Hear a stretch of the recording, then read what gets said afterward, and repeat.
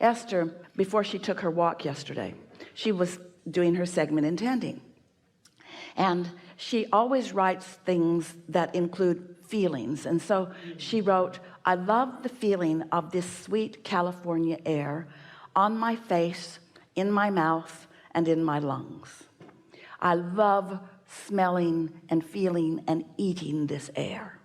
And then she said, I love meeting and knowing all these little critters who live on this loop, who often don't show themselves to me, but I know they're there.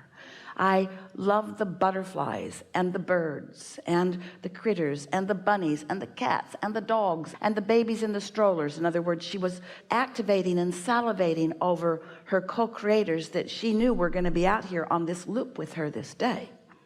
She wrote more about other things, but as she's walking the loop, right away, the fragrance in the air was uniquely not fragrant in the sense that it was flowers. It was fragrant in the sense that there was enough moisture in the air that she could smell the ocean in it.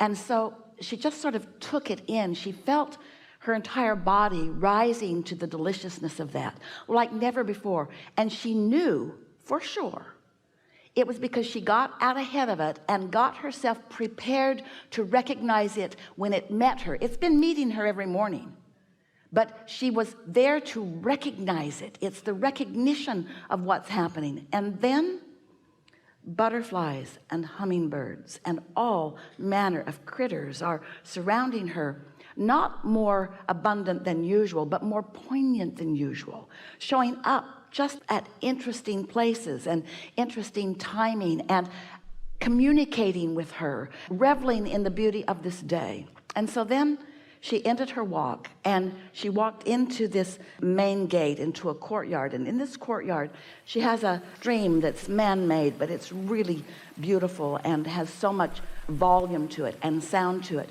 And she walked into the courtyard. An owl was drinking from the water in the daytime.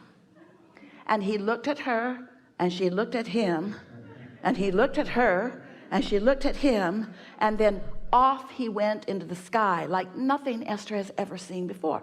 Now she knows, she's known that owl was there for years. She can hear him at night. She hears him. She's not ever seen him before until she took an opportunity to get out ahead of it with her writing and to isolate within herself the feeling of these creatures who are sharing the loop with her, who are vibrational matches in their love of this succulent, delicious physical life experience that she is living. She activated within herself the way this owl feels about life, and he had to come to greet her. You see what we're talking about? The law of attraction had to put them together. This was not a fluke. This was not what humans want to call just a chance meeting. This was an absolute attraction based upon, now, did Esther say, as she wrote, today I will meet an owl and I will be happy?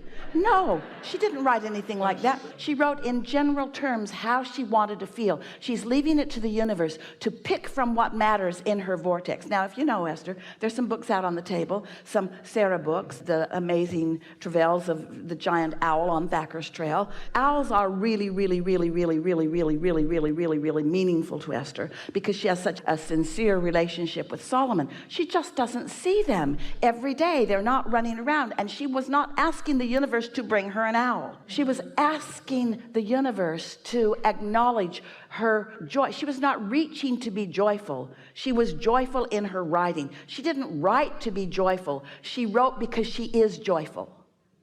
Can you feel the difference? This segment intending is about how I feel now. I feel loved. I feel blessed. I feel sure. I feel eager. I feel happy. I feel whole. I feel vibrant and alive. Can you feel what that's doing? It's activating her vibrational point of attraction. And then as she takes that feeling person, that person who feels like this, and she moves around her lovely loop, then anything that is a vibrational match to how she feels must show itself to her. It's co-creation at its best, you see.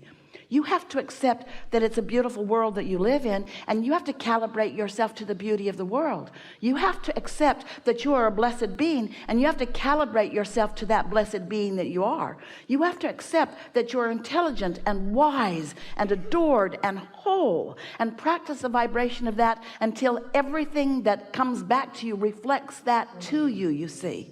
So when you are the deliberate creator of your own experience, what you really are is the deliberate confirmer and practicer of the core vibration of that which you are. Now, Esther's been moving around life. She's been feeling pretty much that way for a long time, and life's been very, very good to her. But it is, so much more satisfying when she identifies something, as we're wanting to get you to do, identifies something, activates it in her vibration, savors it, writes words around it, sits and contemplates how those words feel, calibrating, and then deliberately moves out in the world so that the world can show her that it heard her calibration, that it honors her calibration, that it recognizes her calibration, that it is responding to her calibration. You are the creator of your own reality because you are the calibrator of your own vibration. You just got to accept that you are and do something about it. Yeah. Thank you very much. Yeah.